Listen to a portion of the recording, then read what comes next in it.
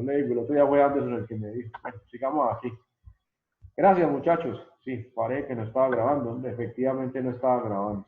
Siempre me va la paloma ahí cuando empiezo a saludarlos y se me olvida poner a grabar la clase. Bueno, ya llevamos media hora. Bueno, no pasa nada, miremos el resto. Entonces les decía, dentro de todo eso que constituye o que conforma la marca, entonces aparece lo del logotipo, lo del eslogan, lo de los colores corporativos. Entonces, todo eso que habla o que llamamos marca involucra pues esa imagen corporativa. Entonces, detrás del diseño de esos logos, detrás de cada curva, de cada línea, de cada color utilizado, y se utiliza un eslogan o una frasecita pues rimbombante o sonora, pues hay todo un estudio que se genera o se desarrolla pues, a través de los departamentos de marketing o de mercadeo, que son los llamados pues, o los encargados de toda esa parte, y que tienen que reflejar de una u otra forma pues, todo lo que se está planteando por ahí arriba. ¿Cuál es esa filosofía? ¿Cuáles son esos valores? ¿Cuáles son esos principios? ¿Hacia qué le apuntamos? Entonces, todo hace parte de este cuento y también normalmente en el manual corporativo que les decía ahora, aparece todo esto, la estructura de imagen corporativa y el eslogan de la empresa. A nivel gráfico, a nivel pues a la hora ya pues de hablar de elementos gráficos, entonces las empresas hacen uso de ese manual de imagen corporativa para indicarle o para direccionar a todas las personas que se encargan de la parte gráfica de la empresa para que sigan lo que me marca el manual, lo que me dice el manual de imagen corporativa o lo que se me encasilla ahí. Entonces, un logotipo tiene unas medidas, tiene unos colores definidos, tiene unos porcentajes a escala de funcionamiento. Entonces, si vamos a mandar a hacer una página web o vamos a mandar a colocar un banner en una página web o vamos a mandar a hacer una valla o vamos a imprimir unos volantes, o vamos a hacer un catálogo, o una revista, o cualquier tipo de estos elementos gráficos, se hace uso de ese manual en su parte de imagen corporativa para indicarle al publicista o a la empresa que se va a encargar de realizar ese tipo de productos, seguir las pautas o los protocolos marcados por el que se encargó de la elaboración del logotipo, de la elaboración del eslogan, porque lo que busca pues una marca es que no se vaya a distorsionar o no se vaya a modificar esa retentiva o esa imagen que se está creando, que se está generando. Entonces hay que garantizar siempre los mismos colores, los mismos tipos de letra o fuentes, siempre hay que garantizar que el eslogan no lo van a modificar o no le van a cambiar alguna cosa. En el lenguaje, un punto, una coma, un guión, una comita, cualquier cosa modifica el sentido de la frase o de la palabra. Entonces hay que ser muy celosos en cuanto a eso. También, por ejemplo, los logotipos que llevan dibujos o que llevan figuras, hay que cuidar mucho las proporciones o la escala de la figura. Pues no es lo mismo colocar un bannercito en una página de internet que de pronto hacer una valla publicitaria para colocar por ahí en alguna carretera o en alguna pared que esté por ahí disponible. Entonces, el tamaño, la relación ancho-alto o altura-anchura, o sí, se denomina ancho y alto, tiene que ser proporcional.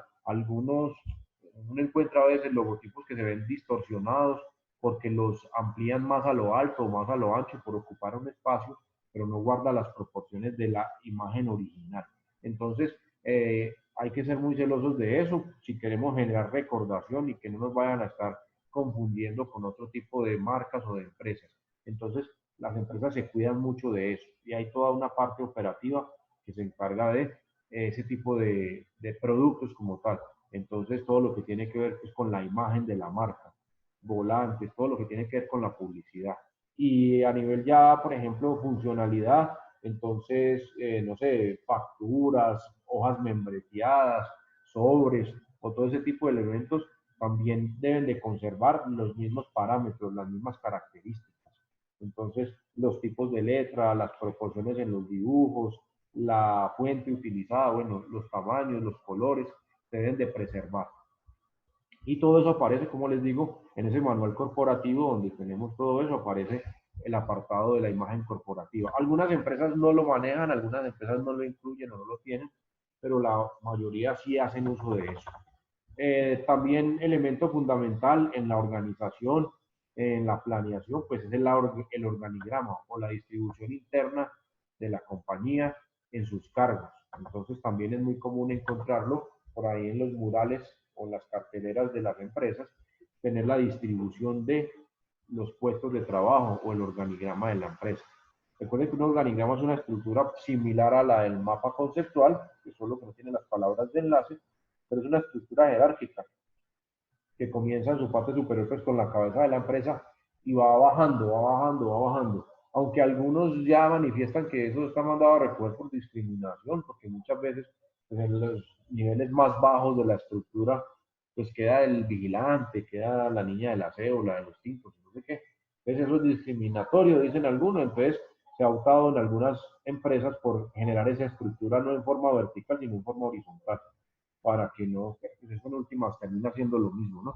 Igual se ve también reflejado en los salarios, en las prebendas y en las características de cada uno de los empleados. Entonces, pues eso es más como por, no sé, por estética, será, o yo no sé. Pero entonces algunos organigramas manejan la estructura vertical, sobre todo los más antiguos, la jerarquía vertical, donde la cabeza pues es el dueño, la junta directiva o el gerente, y de ahí para abajo vamos encontrando los diferentes elementos y estamentos a los cuales tiene que responder cada uno. Entonces, es un elemento gráfico, es completamente gráfico, es un esquema gráfico donde plantean los cargos y la jerarquía de estos mismos dentro de la empresa. Entonces, por acá aparece un enlacecito para ampliar un poquitico más acerca de ese cuento. Entonces, por acá nos dicen que en este punto pues, tenemos que primero pues, establecer el esquema o el organigrama como tal, las políticas operativas y administrativas, planes de acción requeridos, asignación de funciones y roles para los diferentes cargos. Entonces, pues esto es básicamente el manual de funciones, se llama a nivel interno en las empresas. Pues entonces el encargado de la vigilancia, qué funciones tiene y cuáles son los roles que cumple, el gerente, cuáles son sus funciones, el de bodega, bueno, y todo eso aparece aquí en el manual de funciones. También lo que les mencionaba ahorita, los reglamentos internos de la empresa o de la compañía, que tienen que estar muy ligados con todo lo que habíamos mencionado arriba, con la misión, con la visión, con los principios, con los valores, con la filosofía. Está muy relacionado con eso. Eso se deriva o se desprende de ese manual, pues el cumplimiento de las normas y exigencias de funcionamiento, políticas de calidad y, bueno, algunas empresas hacen investigación y desarrollo de productos, entonces las políticas de investigación y desarrollo de productos al interior de la empresa. Entonces todo eso queda estipulado, eso es un documento como tal, es un manual y queda marcado y es de conocimiento pues interno de la empresa, esto no va para afuera, es de manejo interno de la compañía. Entonces por aquí nos hablan de un ejemplito básico de una estructura jerárquica organizacional. Entonces, un organigrama, entonces en la cabeza tenemos la junta directiva, luego tenemos el gerente. Recuerden que los que están abajo le responden a los de arriba, entonces la gerencia le responde a una junta directiva y bajo la batuta de la gerencia entonces encontramos los diferentes departamentos, el departamento comercial, el de producción, el de talento humano y la parte financiera. Entonces, por aquí, debajo de cada uno de estos, pues se desprenderán o encontraremos otros elementos, otros cargos eh, que se adscriben o que se adjuntan o que hacen parte de cada uno de estos de acá, de cada uno de estos que tenemos acá. Entonces, en la parte comercial vamos a tener un jefe de ventas o un director comercial, vamos a tener a su cargo una serie de asesores o de vendedores, bueno, todo ese tipo de cosas. En la parte de producción pues, vamos a tener el ingeniero, el industrial o el ingeniero de producción y debajo de él vamos a tener a los jefes de cada departamento de producción y al mando de cada uno de esos, cada jefe de departamento de producción va a tener a sus operarios, entonces la estructura crece mucho más hacia abajo. En la parte de talento humano, pues va a haber una persona o el jefe pues, de recurso humano como tal, y normalmente se le adjunta al talento humano pues todo lo que tiene que ver con la parte de bienestar social de la empresa, de sus empleados, y no sé qué. Entonces aparecerán nuevos elementos por ahí. Y en la parte financiera, pues vamos a encontrar al economista, al financiero, al administrador, a todos esos que hacen parte de eso, a los auxiliares contables, a la secretaria y todo eso. Entonces, pues esta estructura pues crece mucho más hacia abajo, ¿no? Nos dice aquí que de acuerdo con este organigrama, entonces se establecen roles, perfiles y funciones para cada uno de los cargos. Entonces, cada uno de los elementos o cargos que yo coloque aquí dentro de la estructura, pues debe de llevar una fichita como la siguiente. Entonces aquí es lo que utilizan las empresas y llaman perfil para un cargo. Entonces quedó vacante la gerencia de la compañía. Entonces, pues a la hora de seleccionar personal, pues los que van a aspirar al puesto tienen que cumplir con el perfil. Y entonces eso es lo que aparece aquí en esta fichita. Entonces, nombre del cargo, por ejemplo, aquí hacen el del administrador, pues el del gerente. Entonces el sexo dice que es indiferente. En algunos cargos obligan a que sea una mujer o a que sea un hombre por las características propias pues de la labor. Entonces, en este caso no importa para administrar la empresa si es hombre o si es mujer, no hay dilema. Acá me marcan un rango de edades. Entonces, recuerden que por lo menos en Latinoamérica o por estos lados del planeta tenemos un gran dilema con esto acá a la hora de cumplir cualquier tipo de perfilamiento para uno aspirar a un cargo. Entonces, cuando uno normalmente termina su universidad, entonces oscila en edades entre los 25, 30 años, digamos que hizo una especialización en alguna cosa, pero no tiene experiencia. Entonces, por ahí va a haber una cosa que dice experiencia, la por acá estaba debajo, experticia. Entonces, esos rangos de edad son complicados, porque, por ejemplo, una persona de 55 años todavía es productivamente funcional y tiene muchísima experiencia, pero, por ejemplo, aquí ya lo están descartando, en este ejemplo que tenemos acá. Entonces, les digo que por estos lados del planeta Tierra nos caracterizamos en los perfiles de cargos por ese ítem bastante. Queremos personas muy jóvenes, pero que tengan mucha experiencia, y una cosa no es compatible con la otra, porque pues, la mayoría de nosotros estudiamos y tenemos muy poquito pues, para desarrollar la experiencia. Normalmente estudiamos y trabajamos, pero no nos desempeñamos en lo que estamos estudiando en el momento. Por eso nos estamos capacitando para después poder ocupar el puesto para el cual nos estamos formando. Entonces hay como una incompatibilidad por estos lados. En otros tipos de culturas, no sé, ponemos los americanos o los europeos, sí optan por premiar la experiencia, es que la experiencia cuenta mucho a nivel empresa. Entonces, pues no se fijan tanto en esto, pero por aquí sí nos vamos a encontrar en la mayoría de perfiles, nos especifican un rango de edades para los cargos. Entonces, tengan presente eso. La experticia o experiencia, entonces nos dicen aquí, por ejemplo, en este, como mínimo 2 años en un cargo similar, entonces como gerente o como administrador. Si yo tengo 30 años, me gradué de la universidad a los 25, hice una especialización que me duró un año en gerencia o en alta gerencia, y luego hice una maestría que me duró 2 años, pues ¿de dónde voy a sacar los 2 años para experiencia? No, eso va a ser muy complicado, porque realmente terminé mis estudios profesionales y de posgrado casi rayando en los 30, entonces ¿a qué horas voy a tener acá? Entonces tendría que meterme en un rango de edades más alto, y entonces ahí ya empiezo a chocar con otro montón de cosas. Entonces, eso es lo que vivimos por estos lados. Formación profesional o educación formal, entonces las características o el tipo de estudios que tuvo que haber desarrollado la persona, en este caso, pues cualquier profesión que sea un área afín a las ciencias empresariales. Habilidades, entonces, características básicas que tiene que mostrar la empresa, el empleado, perdón, para ser parte de la empresa, pues honestidad, integridad, capacidad de negociación, bueno, ahora hablan de asertividad, resiliencia y un montón de elementos ahí que van saliendo. Orientado al logro, que cumpla las normas, que bueno, que sea propositivo, que sea proactivo y un montón de cosas que le meten aquí a este cuento son las que hacen parte de eso. También aparece la asignación salarial para cada uno de los cargos, entonces aparece cuánto es el salario asignado para ese cargo y el tipo de contrato que se maneja. Entonces, para cada uno de los cargos o puestos que se marcan acá en la estructura jerárquica u organigrama, debe aparecer una fichita como esta, que es el perfil del empleado, el perfil de la persona que quiere ocupar el cargo. Entonces, se debe de elaborar. Pues como les digo, la mayoría de ustedes pues ya tiene una empresa y ahí ya aparecen todos estos elementos. Entonces, recuerden que esto también es de manejo interno en la empresa, eso no es para hacerlo voz populi y publicarlo por ahí en redes sociales o cosas como eso. Entonces, esto hace parte de la introducción, pues como tal, del direccionamiento, de la parte administrativa o el rol administrativo de la empresa. Entonces, la parte que nos corresponde para la tutoría del día de hoy. La siguiente parte está planteada o plasmada ahí. Vamos a revisarla rápidamente, que aquí en la guía es bastante cortica, para que la próxima hablemos un poco sobre la parte financiera y económica y vamos cerrando o concluyendo pues la temática de la asignatura como tal. Entonces, el segundo bloquecito aquí en este cuarto bloque del proyecto hace referencia a la legalización del proyecto. Entonces, por acá, elemento fundamental, constitución jurídica de la empresa o de la compañía.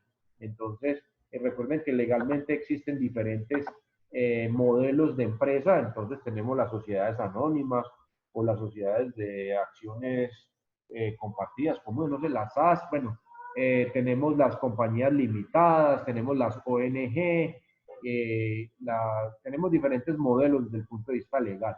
Entonces, pues también debemos de tener claridad y tenemos claridad y certeza sobre en dónde nos vamos a ubicar, dónde nos vamos a parar. Y cada una de ese tipo de empresas o compañías pues tiene unas características básicas desde el punto de vista comercial. Entonces, tenemos que ser muy cuidadosos a la hora de escoger o de seleccionar eso.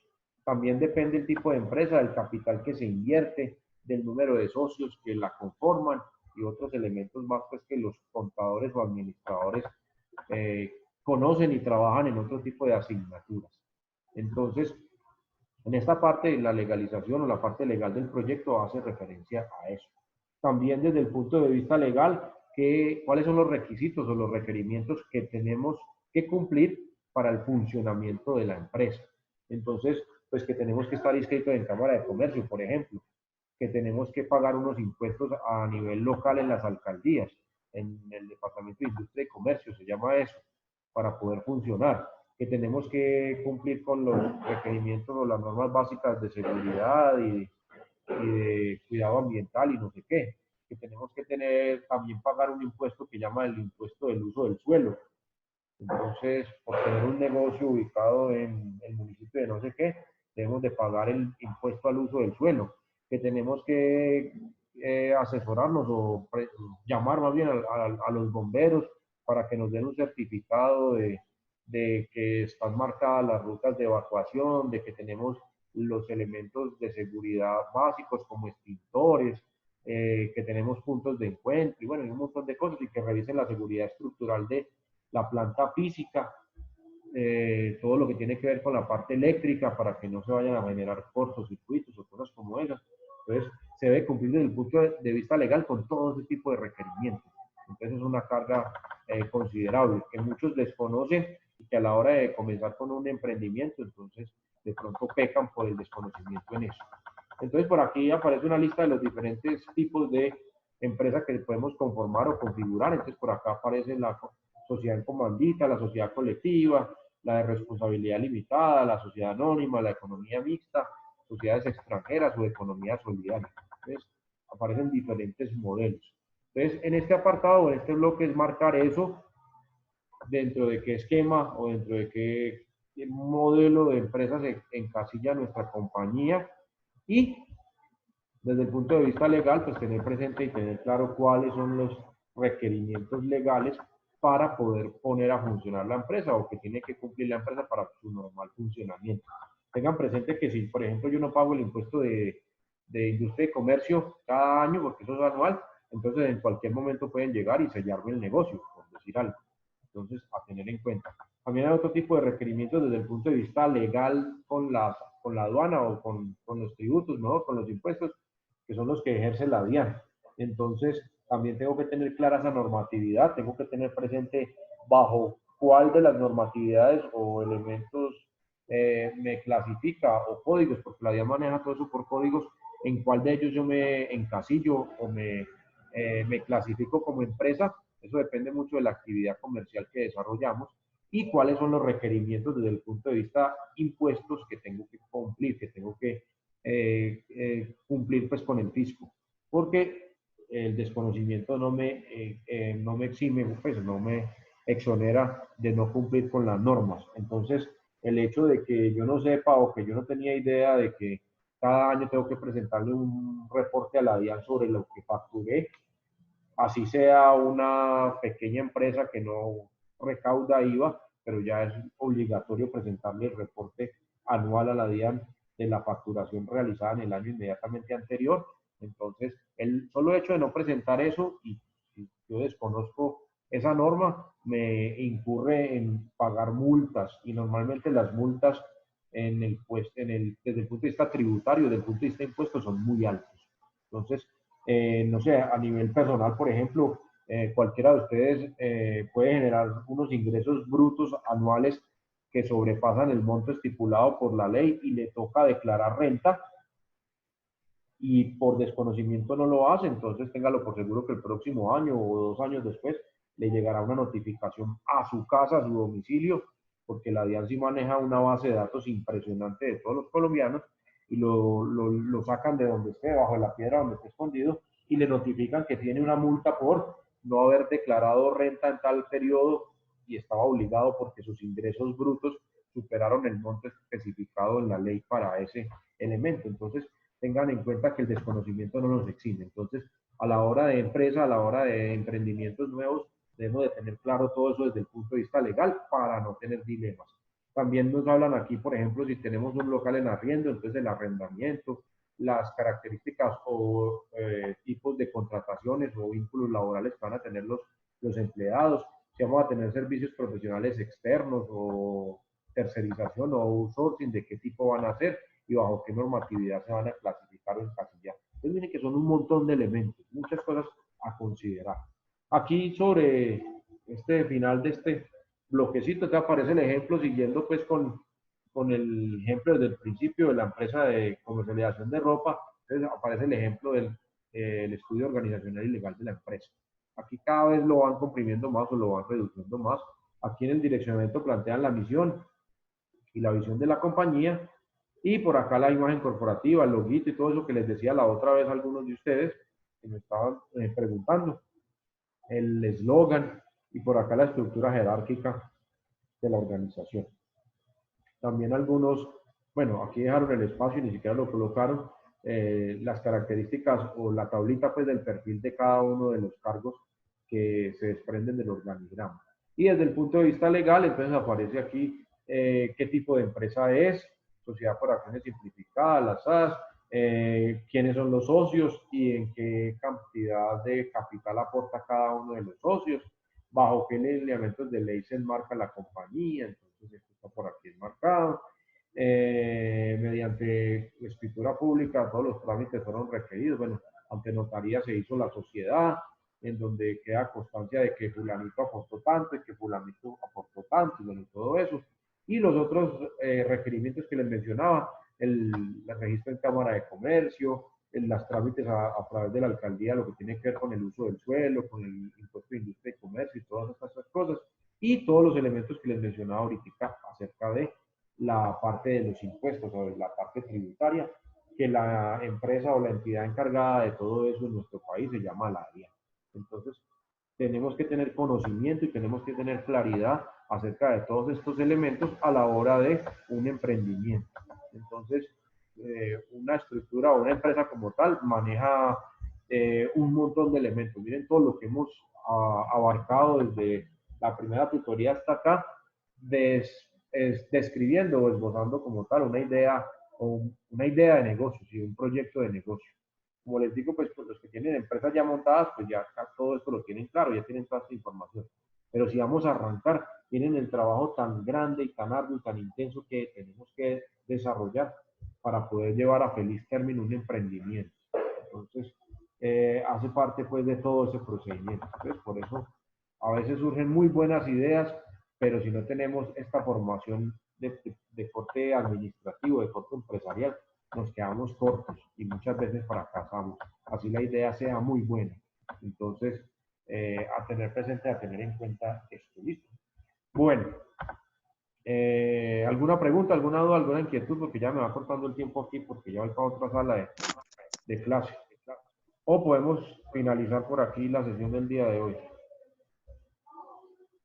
Profe, toca ir aplicando lo que Sí, vimos en esta clase pues para dentro de 8 días. no, lo que yo les dije, algunos, pues los que su proyecto no marcaba lo de, o su estudio de mercado y de productos y todo eso que veíamos en el segundo bloque, que era muy pequeño, pues se pueden ir metiendo en este cuento. Otros, por el contrario, están todavía pegaditos en la parte del mercadeo y en la parte de todo eso que tenía que ver pues, con el estudio de mercado. Entonces pueden seguir dándole a eso. La idea es que pues, al final por lo menos lleguemos hasta aquí, o tengamos hasta aquí, por lo menos esbozado, ya, porque esto implica pues muchos más elementos, ¿listo? Entonces, por lo menos inventárselo ustedes ahí, yo quiero construir una empresa de este tipo. Los que ya están trabajando en una empresa, pues no es sino sacar la información, copiarla y pegarla, no hay problema.